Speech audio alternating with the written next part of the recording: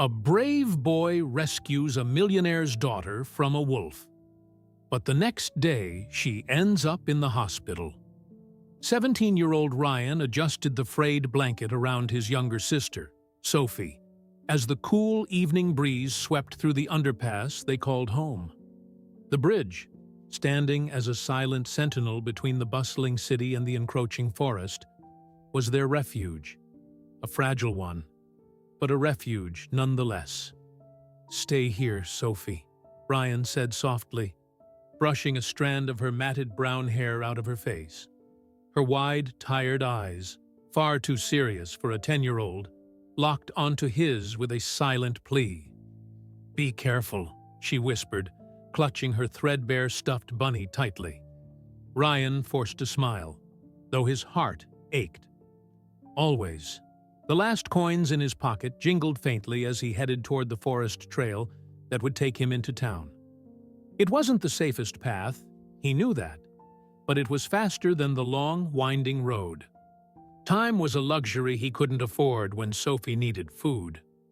As Ryan entered the dense forest, the city lights faded behind him, replaced by the dim glow of moonlight filtering through the thick canopy above.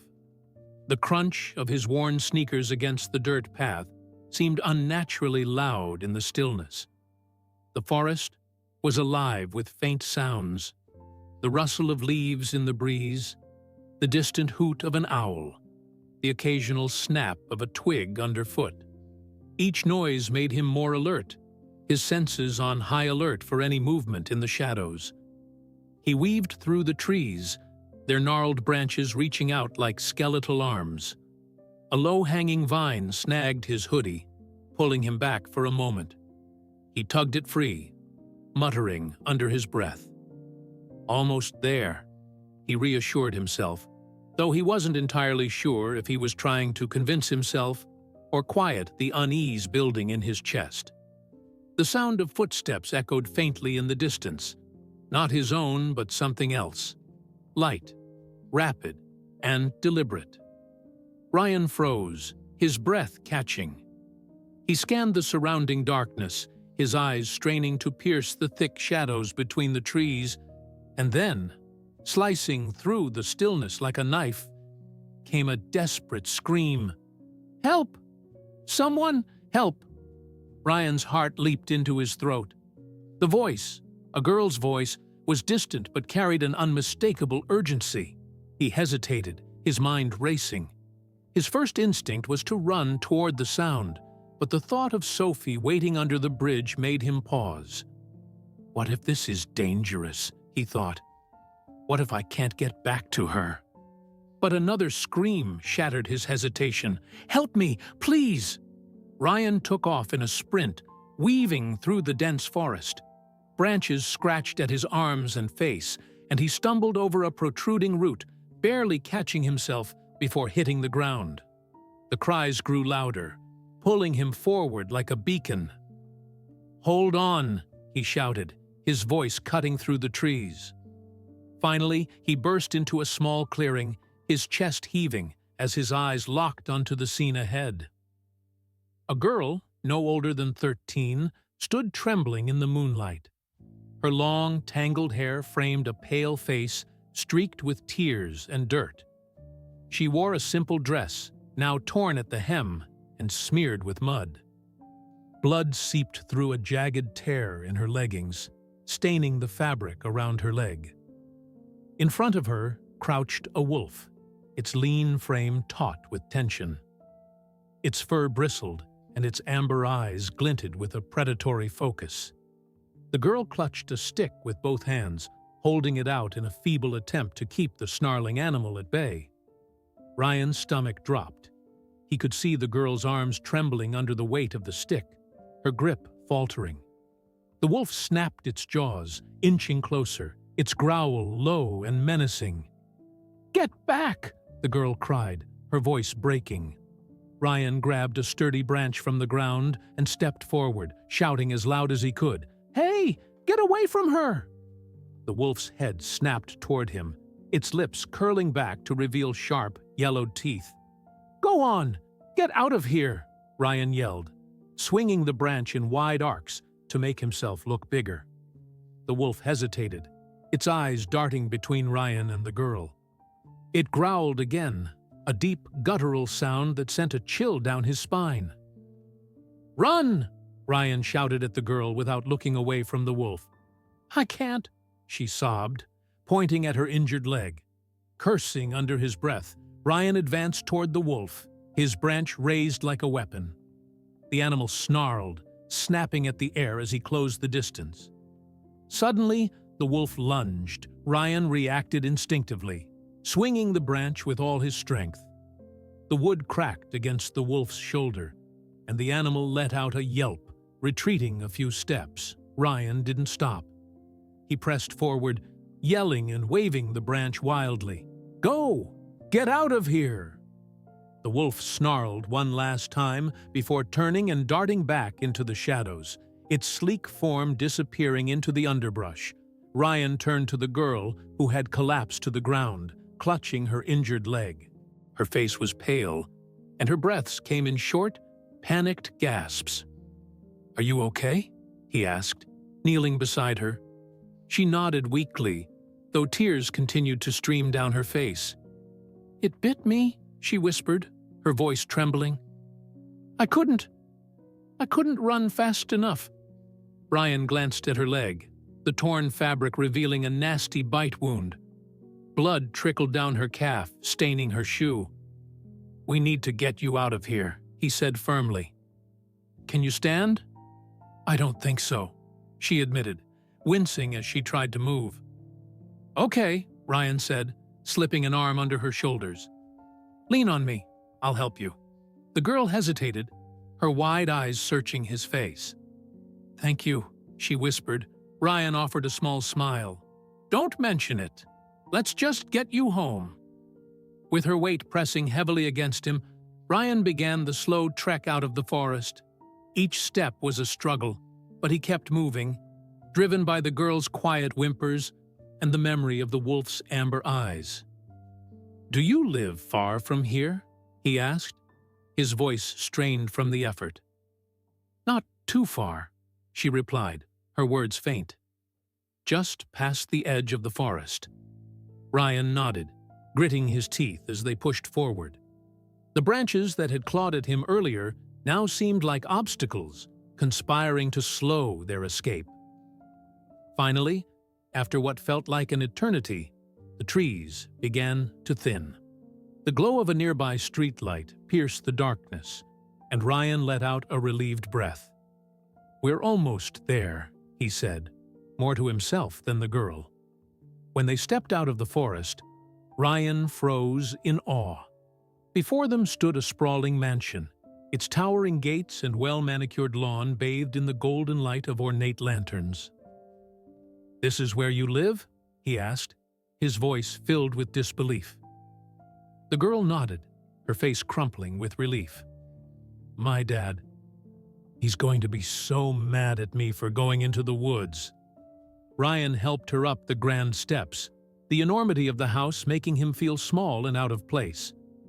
As the door opened, the sight of a tall, sharply dressed man standing in the doorway filled Ryan with both relief and apprehension. "Emily!" the man exclaimed, his voice thick with concern. "What happened?" "Emily!" The man's voice was laced with panic as he rushed to his daughter's side. His sharp suit and graying hair gave him the air of a man accustomed to control, but in this moment he seemed utterly shaken. "What happened to you? Your leg? Who did this?" he demanded, his eyes darting between Emily and Ryan. Emily winced as Ryan helped her sit on the steps. "I got lost in the woods, Dad," she said, her voice trembling. "There was a wolf. It bit me. But Ryan saved me." The man turned to Ryan, his piercing gaze softening as he took in the boy's disheveled appearance. Ryan stood awkwardly, clutching the bag containing Sophie's bun and water. "You saved my daughter?" the man asked, his voice quieter now, almost reverent. Ryan nodded, his throat suddenly dry. "I couldn't just leave her," he said simply. The man stared at him for a moment, then placed a hand on Ryan's shoulder. "Thank you. Truly, thank you. I don't even know how to repay you." Ryan shrugged, uncomfortable with the attention. "I just did what anyone would have done." The man's eyes darkened slightly. "No, not everyone would. Come inside, both of you." Ryan hesitated, glancing back toward the forest. Sophie was still waiting for him under the bridge. He'd promised her he wouldn't be long, and guilt gnawed at him for every extra minute he spent away. "I should really get going," he said, shifting his weight nervously. "You're not going anywhere," the man said firmly, his tone leaving no room for argument. "You need to rest, and Emily needs proper medical attention." "Please stay," Emily added, her voice soft. Ryan exhaled and nodded reluctantly. "Okay, but just for a little while." The inside of the mansion was even more impressive than the outside. The grand foyer was illuminated by a sparkling chandelier, and the polished marble floors gleamed beneath their feet. Ryan felt out of place, his scuffed shoes and tattered hoodie starkly contrasting with the elegance around him. The man led them to a large sitting room, where a plush sofa and armchairs surrounded a roaring fireplace. "Sit here," he instructed Emily, gently lowering her onto the sofa. He pressed a button on the wall, and within seconds, a woman dressed in a crisp uniform appeared. "Fetch the first aid kit and call Dr. Hendricks," he ordered. "Tell him it's urgent." The woman nodded and disappeared down the hallway. Ryan lingered near the doorway, unsure of where to stand. The warmth of the fire was inviting, but he felt as though he didn't belong in this world of luxury. "What's your name, son?" the man asked, turning to him. "Ryan," he replied quietly. "Well, Ryan," the man said, extending a hand, "I'm Daniel Hughes. You've already met my daughter, Emily." Ryan shook his hand, the man's firm grip a reminder of the power he held. "You look like you've had a rough time yourself," Daniel observed, his eyes scanning Ryan's worn clothes and tired face. "Where are you from?" Ryan hesitated. I live nearby." Daniel frowned. "Nearby? In the city?" Ryan glanced down at the floor. "Under the bridge, with my little sister, Sophie." Emily gasped softly from the sofa, her wide eyes fixed on Ryan. "You live under a bridge?" Daniel repeated, his voice filled with disbelief. Ryan nodded, his cheeks flushing with embarrassment. "It's not much, but it's all we've got." Before Daniel could respond, the housekeeper returned with the first aid kit, followed closely by an older man carrying a black medical bag. "Dr. Hendricks, thank you for coming," Daniel said, relief evident in his voice. The doctor knelt beside Emily, examining her leg with practiced precision. "It's a nasty bite," he said after a moment, "but she'll be fine. I'll clean it up and bandage it, and she'll need to rest for a few days." As the doctor worked, Daniel pulled Ryan aside. "Do you have anywhere to go?" he asked gently. Ryan shook his head. "Just the bridge. Sophie's waiting for me there." Daniel's expression hardened. "That won't do. You're not going back there. Not tonight. Not ever. You and your sister will stay here." Ryan's eyes widened. "Here? But—" "No buts," Daniel said firmly. "You saved my daughter's life. The least I can do is give you and your sister a safe place to stay." By the time Dr. Hendricks finished treating Emily, it was well past midnight. Ryan excused himself, insisting he needed to get Sophie. Daniel wouldn't hear of him walking through the forest again and sent a driver to accompany him. As the car rolled up to the underpass, Ryan felt a wave of relief when he spotted Sophie curled up under the blanket. She stirred as the headlights washed over her, her face lighting up when she saw her brother. "Ryan, you're back," she exclaimed, running to him. He scooped her up in a tight hug.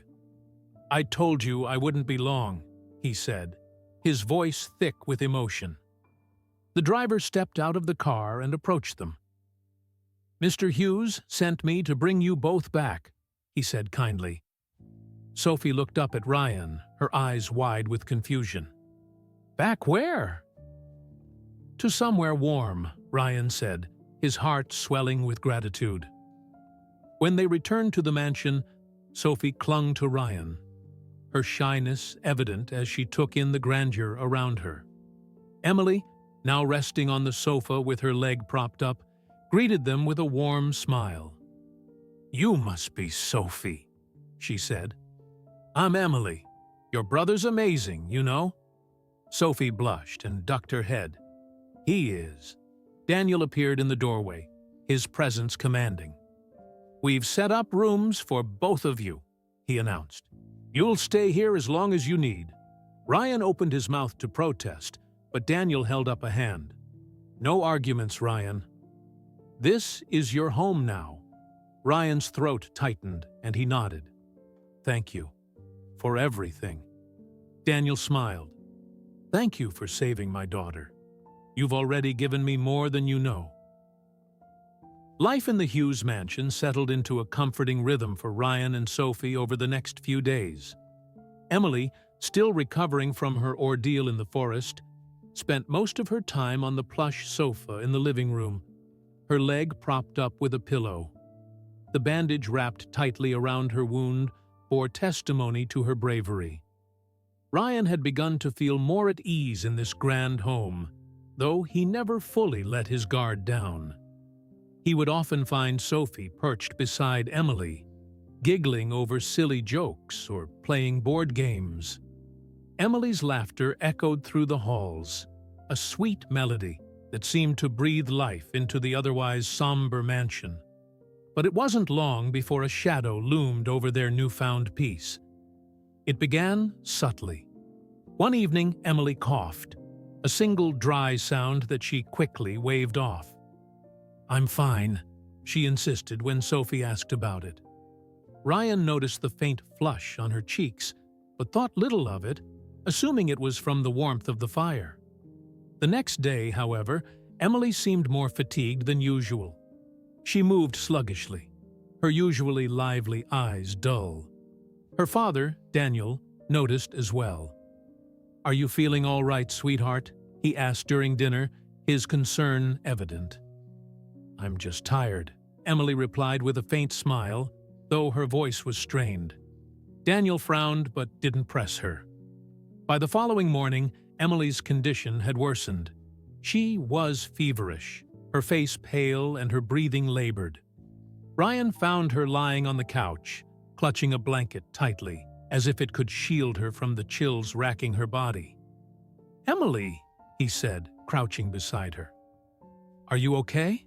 She shook her head weakly, her eyes glassy with fever. "I don't feel good," she whispered. Ryan ran to find Daniel, who was in his study going over paperwork. "Mr. Hughes!" Ryan exclaimed, out of breath. "It's Emily. She's really sick." Daniel shot up from his chair, his papers forgotten. He followed Ryan to the living room, his heart sinking as he took in the sight of his daughter shivering under the blanket. "Emily, sweetheart," he said, kneeling beside her. He pressed a hand to her forehead and winced at the heat radiating from her skin. "You're burning up." Daniel wasted no time. He called Dr. Hendricks, who arrived within the hour. The doctor examined Emily thoroughly, his face growing more serious with each passing moment. "She's developed an infection," Dr. Hendricks said grimly. "The bite wound has worsened. It's causing sepsis, which is why she has a fever and chills. We need to get her to the hospital immediately." "What's sepsis?" Sophie asked, her small voice trembling. The doctor crouched down to her level, his tone gentle but firm. "It's when the body has a very strong reaction to an infection. It can make someone very sick, but the hospital will know how to help her." Sophie nodded slowly, clutching Ryan's hand for comfort. Emily was rushed to the hospital that evening. The sterile white corridors and the sharp smell of antiseptic were a stark contrast to the warmth of the mansion. Ryan and Sophie stayed behind under the care of the housekeeper, their hearts heavy with worry. The following days were a blur of uncertainty. Daniel visited the hospital daily, spending hours by Emily's side while Ryan and Sophie waited anxiously at home. Each evening, Daniel returned with updates, his face growing more haggard with each passing day. "She's still fighting," he would say, though his voice betrayed the weight of his doubt. Ryan tried to stay strong for Sophie, but the fear of losing Emily gnawed at him. She had become more than just a friend. She was a symbol of hope, a connection to a brighter future. One afternoon, the phone rang, shattering the silence of the mansion. Ryan answered it hesitantly, his stomach churning. "Ryan, it's me," Daniel said, his voice thick with emotion. "Can you and Sophie come to the hospital? I think it's time you said goodbye." Ryan's breath hitched. "Goodbye? What do you mean?" Daniel hesitated, his silence speaking volumes. "Okay," Ryan said finally, his voice barely above a whisper. "We'll be there." The hospital room was dimly lit, the steady beeping of monitors providing a somber rhythm. Emily lay in the bed, her frail body almost lost amidst the crisp white sheets. Her face was pale, and her breathing was shallow, but her eyes flickered open when she heard the door. "Ryan." "Sophie," she whispered, her lips curling into a faint smile. Sophie rushed to her side, tears streaming down her face. "Emily, you're going to get better, right? The doctors are helping you." Emily reached out and squeezed Sophie's hand weakly. "I'm so glad I got to meet you," she said softly. Ryan swallowed hard, his throat tight. "You're going to get through this, Emily. You're the strongest person I know." Emily's gaze shifted to her father, who stood silently by the window, his shoulders hunched. "Dad," she said, her voice trembling. Daniel turned to her, tears streaming down his face. "I'm here, sweetheart." "Take care of them," she murmured, her eyes flicking to Ryan and Sophie. "They're special. Don't let them go." Daniel nodded, unable to speak. Emily passed away that night, her fragile body succumbing to the infection despite the doctor's best efforts. The mansion, once filled with laughter and light, now felt unbearably empty. Daniel retreated into his grief, spending long hours in his study, his once commanding presence diminished. Ryan and Sophie mourned in their own way, clinging to each other for comfort. But even in the depths of his sorrow, Daniel couldn't ignore Emily's final request. Her words echoed in his mind, urging him to act. "She's right," he said aloud one evening, his voice breaking. "I can't let them go." And with that, a new resolve began to take root. The days following Emily's death passed in a haze of grief and silence. The once bustling Hughes mansion seemed frozen in time, its grand halls echoing with memories of her laughter. Daniel, now a man hollowed by loss, spent hours in his study, staring at her photographs and replaying their last moments together. Ryan and Sophie felt the weight of the emptiness as well. For Ryan, losing Emily was like losing a lifeline, a glimpse of the kindness and hope he had believed in. For Sophie, Emily had been the big sister she'd never had, someone who brought joy to her otherwise harsh reality. But even amidst the sorrow, Daniel knew he couldn't ignore Emily's dying wish. One evening, Daniel summoned Ryan and Sophie to the living room. They found him seated in the large armchair by the fireplace, holding a small box in his hands. His eyes, red and swollen from days of crying, met theirs with a mix of sorrow and determination. "Sit down, both of you," he said, gesturing to the sofa. Ryan exchanged a nervous glance with Sophie before they obeyed. "Emily, She told me to take care of you, Daniel began, his voice trembling. She loved you both like family. And I've been thinking a lot about what that means.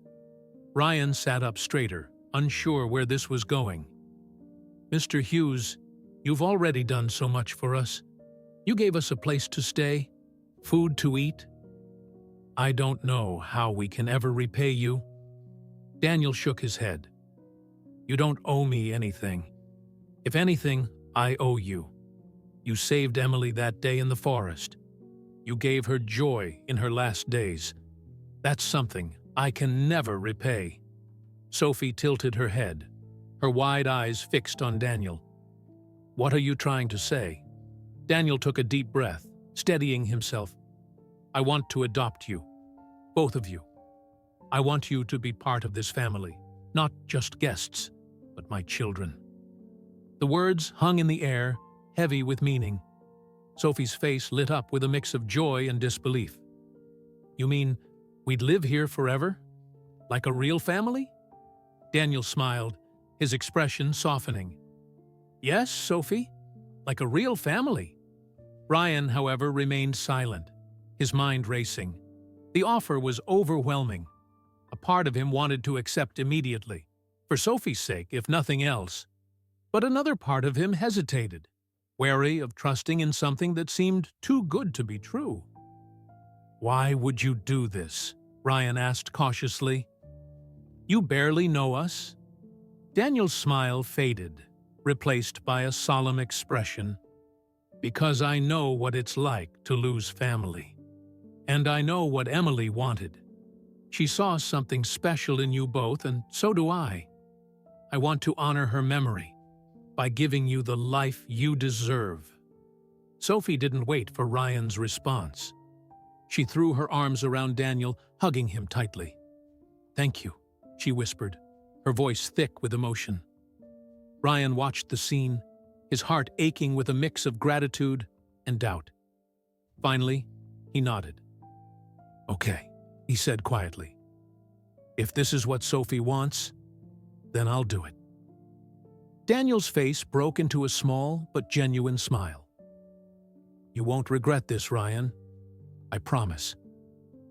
The adoption process began the next day. Daniel's wealth and connections ensured that the paperwork moved quickly, though the emotional weight of the decision lingered for Ryan. He found himself torn between his gratitude for Daniel's kindness and his lingering fear of being let down. Sophie, on the other hand, embraced the change wholeheartedly. She began calling Daniel Dad almost immediately, her innocent heart quick to trust and love. Ryan wasn't quite ready for that. As the days turned into weeks, Daniel began to involve Ryan and Sophie in his daily life.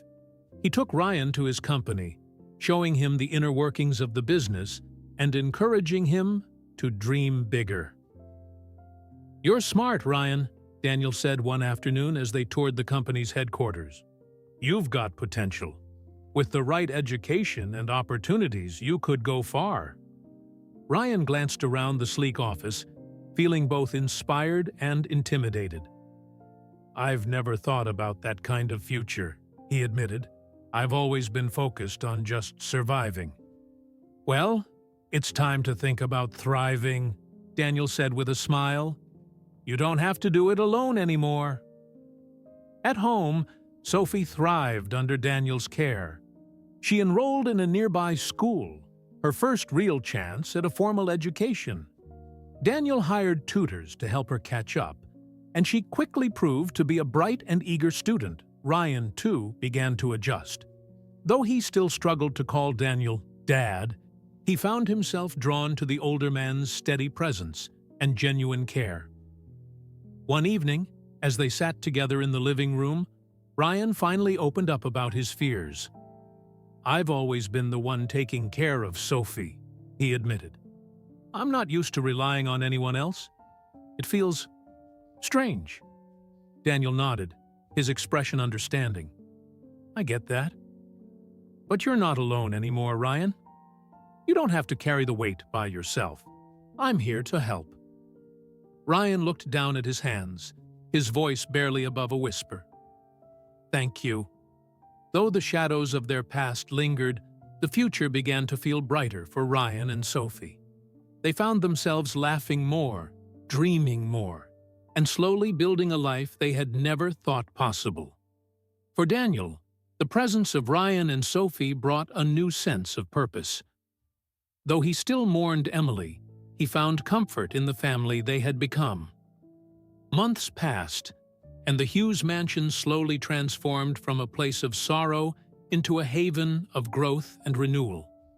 The days of Ryan and Sophie living under a cold, unwelcoming bridge seemed like a distant memory as their lives blossomed under Daniel's care.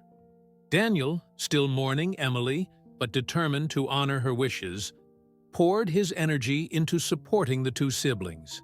He made it his mission to provide them with not just comfort and security, but also the opportunities they had never dared to dream of. The first major step was enrolling Sophie and Ryan in school.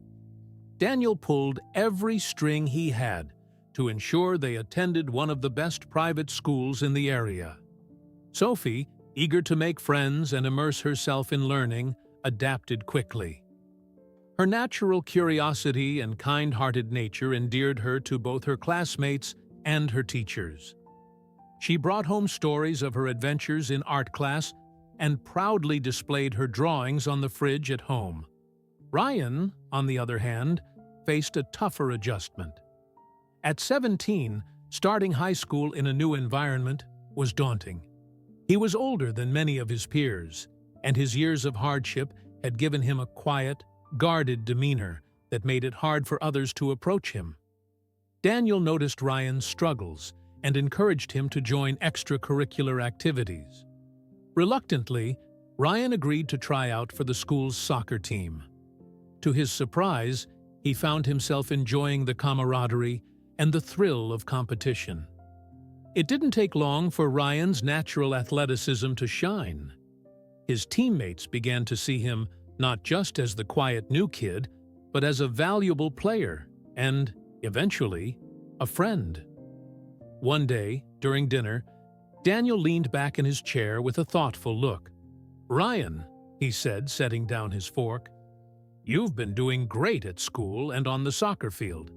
I think it's time for you to take the next big step toward independence." Ryan raised an eyebrow. "What do you mean?" "Your driver's license," Daniel replied with a smile. Ryan's eyes widened. "You want me to learn how to drive?" "Why not?" Daniel said. "You're responsible, and you've shown me time and again that you can handle challenges. Plus, I think it'll give you more confidence." Over the next few weeks, Daniel arranged driving lessons for Ryan, who took to the road with a mixture of excitement and nervousness. Sophie often teased him, sitting in the back seat during practice sessions and dramatically pretending to be scared. "Don't crash, big brother," she would say with a giggle, making Ryan roll his eyes. After weeks of practice and a successful test, Ryan finally earned his driver's license. Daniel marked the occasion with a special dinner, during which he handed Ryan a small, wrapped box. "What's this?" Ryan asked, opening it carefully. Inside was a sleek key fob. Ryan's jaw dropped as he looked at Daniel in disbelief. "Wait, is this for a car?" Daniel grinned. "It's for your car. There's a used but very reliable SUV waiting for you in the garage. I figured you'd need something sturdy for soccer practice and driving Sophie around." Ryan couldn't believe it. The SUV was perfect, nothing flashy but solid and dependable.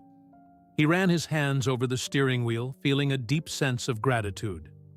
"Thank you," he said, his voice thick with emotion. "You've earned it," Daniel replied. "I'm proud of you, Ryan." Life settled into a happy routine, but fate had one more surprise in store. One afternoon, Ryan was driving Sophie home from school when he noticed a familiar figure on the side of the road. A man with disheveled clothes and a scruffy beard, holding a cardboard sign that read, "Hungry. Anything helps." Ryan pulled over, his heart racing. As he approached, the man looked up, and Ryan's breath caught in his throat. It was the same man who had tried to break into Daniel's car on the day their lives had changed forever. The man squinted at Ryan, seemingly unable to place him. "Got any spare change, kid?" he asked, his voice rough. Ryan hesitated, memories of that day flooding back. He could have easily walked away or scolded the man for his actions, but instead, he reached into his pocket and handed the man a few bills. "Here," Ryan said simply. The man stared at the money, then at Ryan. "Why are you helping me?" Ryan shrugged. "Because someone helped me when I needed it." That evening, Ryan told Daniel and Sophie about the encounter. Sophie's eyes widened. "You helped the thief?" she asked. Ryan nodded. "I figured everyone deserves a second chance." Daniel smiled, pride evident in his expression. "You've got a good heart, Ryan. Emily would be proud." As the months turned into years, the bond between Daniel, Ryan, and Sophie deepened. Ryan graduated from high school with honors and was accepted into a prestigious university where he planned to study business. Sophie, inspired by her time with Emily, declared her dream of becoming a veterinarian. Daniel, once consumed by grief, found solace and purpose in raising Ryan and Sophie. Though Emily's absence was a wound that would never fully heal, her memory lived on in the family she had brought together. One evening, as they sat around the dinner table laughing and sharing stories, Daniel looked at the two siblings and felt a warmth he hadn't known since Emily's passing. "You've given me so much," he said, his voice filled with emotion. "I lost my daughter, but I gained two amazing children. Thank you for letting me be your dad." Ryan and Sophie exchanged a glance, their hearts full. "No," Ryan said, his voice steady. "Thank you for giving us a home." Ryan's SUV became a symbol of his journey, a reminder of how far he had come. On the day he left for college, he packed it with books and belongings, with Daniel and Sophie waving him off. As he drove away, he glanced in the rearview mirror at the mansion that had once seemed like a dream. It was now a symbol of hope, family, and second chances. And as he turned onto the highway, the horizon stretched wide before him, a promise of endless possibilities. Thank you for listening to this story. Would you risk your life to save a girl from a wolf like Ryan did? Let us know in the comments below. Don't forget to like, subscribe, and share your stories. Yours could be the next one we tell. See you next time.